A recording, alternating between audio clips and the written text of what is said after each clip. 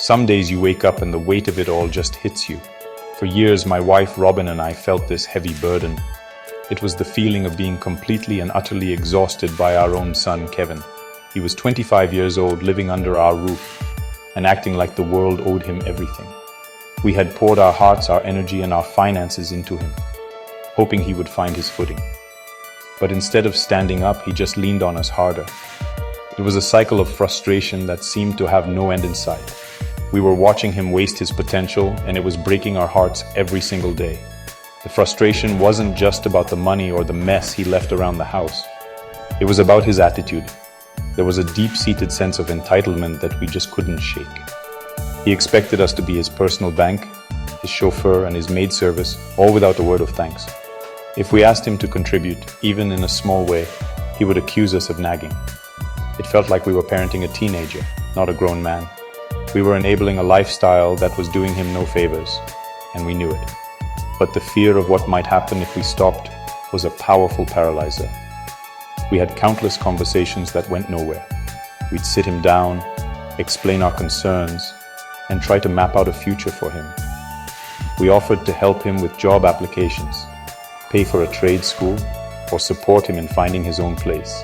Each time, he would agree in the moment, promising that things would change. But the next day, it was back to the same old routine, sleeping until noon, playing video games for hours, and waiting for us to ask what he wanted for dinner. The promises were empty, just words to get us off his back. We were stuck in a loop, and the love we had was turning into pure resentment. The core of the problem was that we were more invested in his life than he was. That's a recipe for disaster.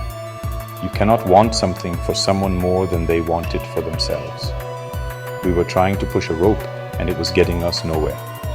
We were his safety net, but instead of catching him when he fell, our net was preventing him from ever learning how to climb.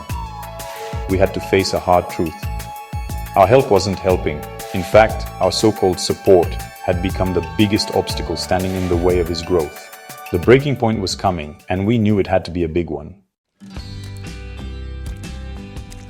It was always a strange dynamic in our home, raising two children who turned out so differently.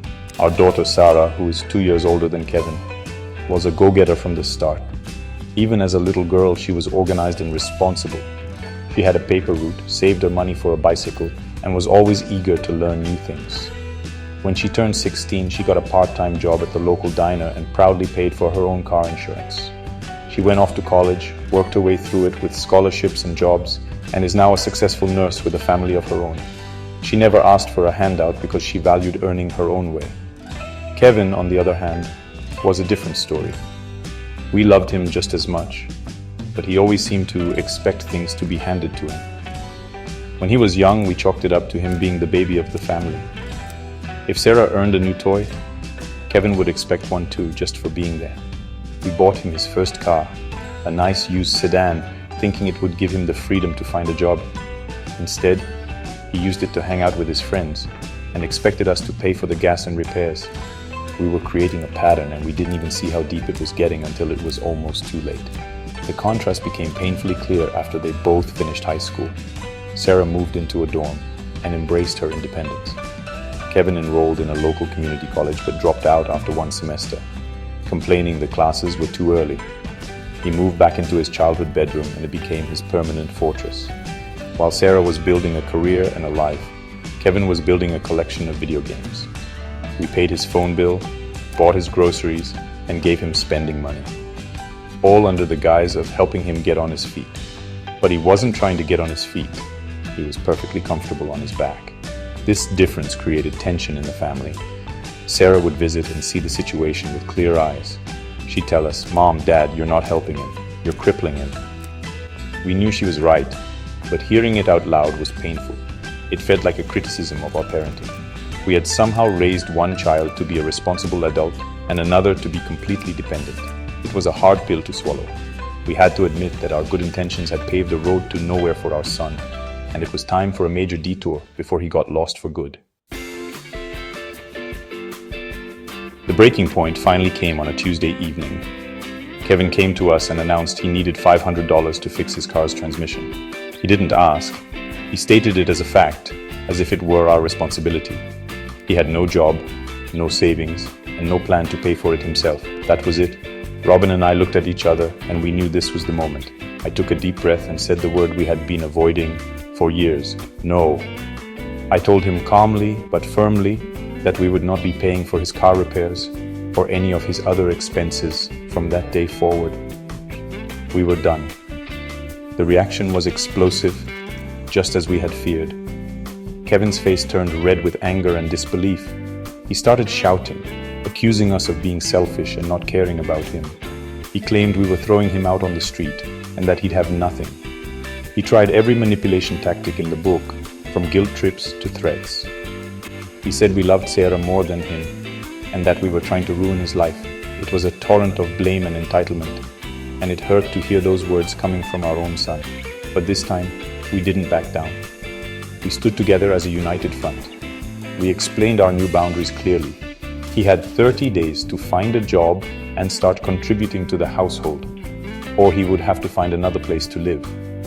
We were cutting off his allowance, his phone plan, and all other financial support, effective immediately.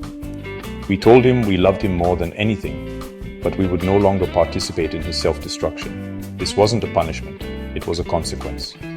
We were finally choosing to be his parents, not his enablers. The family dynamic shifted in that single moment.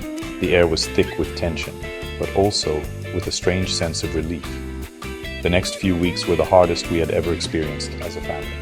Kevin gave us the silent treatment, slamming doors and making the house feel like a war zone. He tried to pit me against my wife, hoping to find a weak link. But we held firm. Sarah called to offer her support, telling us we were doing the right thing. Having her on our side was a huge source of strength.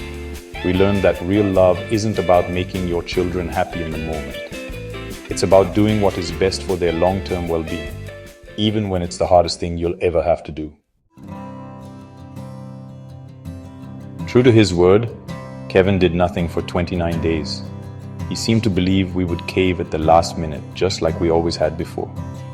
On day 30, we packed his essential belongings into a few boxes and told him it was time to leave. The look on his face was one of pure shock. The reality of the situation finally hit him. He made a few angry phone calls and ended up crashing on a friend's couch. Those first few months were terrifying for us. We didn't know if he was eating or if he was safe. We had to fight every instinct to call him and offer to bring him home. Letting go was an act of faith. The turning point came about 2 months later. The friend he was staying with got tired of having a freeloader and told Kevin he had to start paying rent or get out. Faced with genuine homelessness, Kevin finally did what we had been begging him to do for years. He got a job. It wasn't glamorous. He started as a stocker at a local grocery store, working the night shift. It was hard, manual labor, but it was a paycheck. He rented a small room in a shared house and started paying his own bills. He was learning the hard way what it takes to survive in the real world. Slowly, tentatively, our relationship began to heal. He called one day not to ask for money, but just to talk. He sounded tired, but also proud. He told me about his work and how he was saving up for a better car. For the first time, I was having a conversation with a man, not a boy. We started having dinner once a month. The entitlement was gone, replaced by a newfound respect for himself and for us. He even apologized for his past behavior, admitting that he never would have changed if we hadn't forced him to. The tough love had worked. Looking back, drawing that line in the sand was the greatest gift we ever gave our son. It taught us that sometimes the most loving thing a parent can do is to step back and let their children face the consequences of their own choices. It allows them to discover their own strength and resilience. Our family is stronger now, and our relationship with Kevin is more honest and authentic than it has ever been. We learned that you have to let go of the child they were to make room for the adult they are meant to become. And that's not just a good theory, that's a real-life solution that works.